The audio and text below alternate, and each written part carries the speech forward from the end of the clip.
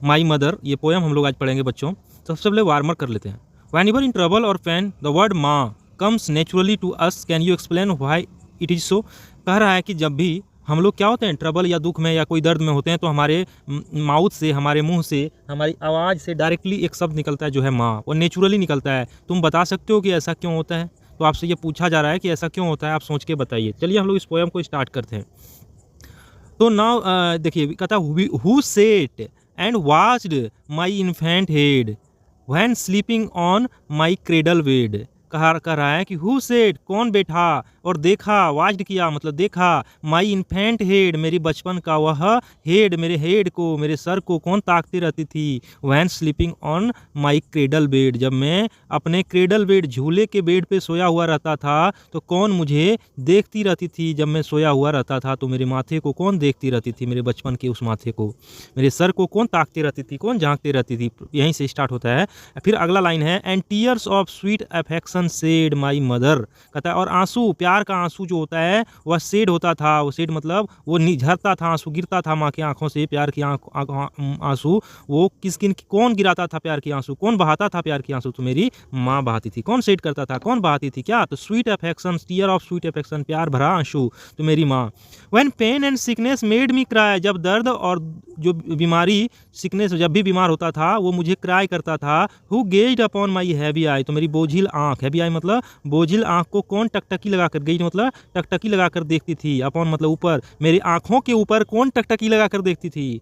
And wept for fear that I should die my mother, और उस fear में भी रोती थी, वेप्ट करती थी कि मैं मर जाऊंगा, कि मैं मर ना जाऊं। इस फियर में कौन रोती थी? तुम माँ। तो वो रोती थी कि मेरा बच्चा बीमार है, कहीं मर नहीं जाए, इस फियर में कौन रोती थी? तुम माँ। फिर अगला है, कहता है who ran to help me when I fell. कह रहा है कि हु रैन, कौन भागती थी, to help me when I fell and some pretty story tell, जब मैं गिर जाता था किसी वजह से, कहीं चोट लग जाता था मुझे, तो कुछ प्रीटी सुंदर सा स्टोरी टेल करने के लिए कौन दौड़ती थी, कौन बचाती थी मुझे।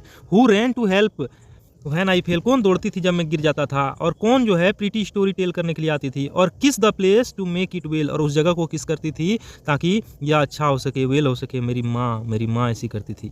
And can I ever cease to be affectionate and kind to thee मतलब उनके लिए आया है, दी मतलब माँ के लिए आया है।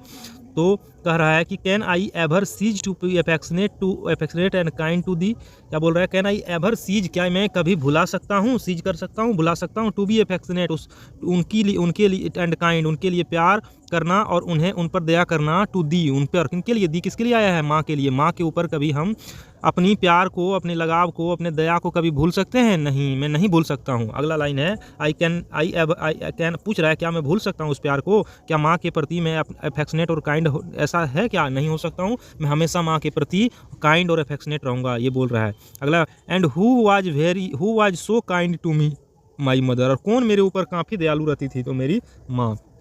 फिर अगला है, ah no the thought I can not bear and I if God please my life to spare. कहता ah no the thought I can not bear, बोल रहा है कि वो जो विचार है, oh ah no the thought I can not bear and God please if God please, अगर भगवान खुश हैं, माई लाइफ टू स्पेयर, तो मेरा ज़िंदगी को क्या करें? बड़ा करें, स्पेयर करें, मेरी ज़िंदगी को बचाना। और उस थॉट को, कि माँ की निंदा करने वाला जो विचार है, उससे मैं कभी नहीं सहन कर सकता हूँ। मैं माँ के लिए हमेशा रेडी हूँ और मैं माँ का कर्ज उतारना चाहता हूँ। इसलिए भगवान अगर खुश हैं तो वो क्या करें? Please if God is please, अगर भगवान प्लीज मतलब होता है खुश हैं, माई लाइफ टू स्पेयर, तो मेरी ज़िंदगी को बचाना। I hope I shall reward the care, बोल रहा है आई होप, मैं आशा करता हूँ कि आई शैल रिवार्ड द केयर, मैं जो हूँ उन्हें क्या कर सकता, उन्हें वापस करना चाहता हूँ, उनकी केयर जो उन्होंने मुझे दिया था। तो यहाँ से फिर से हम लोग बात समझते हैं, no the thought I can not bear, बोल रहा है इस विचार को मैं कितना सहन करूँ, कब माँ का सेवा करने का मौका मिलेगा। मैं कैन नॉट सी बियर, मैं सहन नहीं कर सकता हूँ।